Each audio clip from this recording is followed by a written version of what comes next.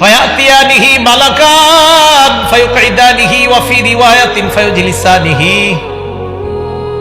দুই ফেরেশতা তার কাছে আসবে, আসার পর তাকে বসাবে, বসানোর পর বলবে মার রব্বুকা, এই রব কে?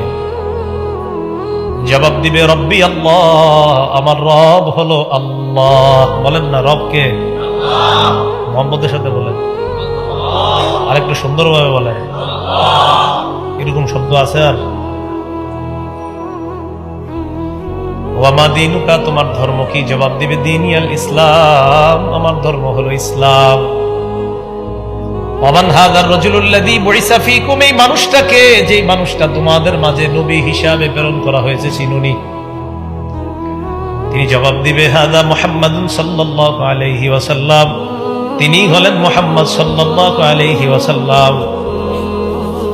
এই কথা বলার পর আল্লাহ বলবে, এই প্রশ্ন করার দরকার নেই, আন সাদাকা আবদি, আমি সত্যায়ন করলাম, আমার বান্দা যা বলছে সত্যি কথা।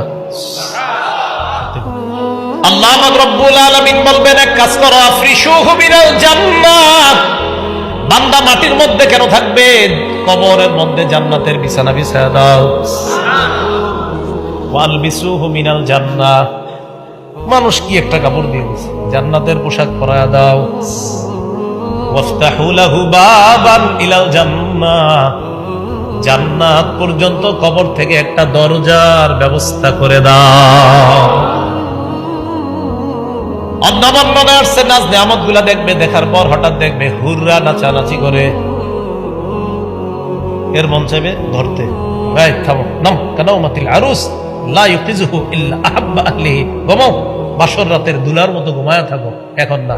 তোমাকে তোমার প্রিয়তমা যেমন জাগ্রত করেছিল, এখানে তোমার প্রিয়তমা নাই, আমি আল্লাহ তোমাকে জাগ্রত করব।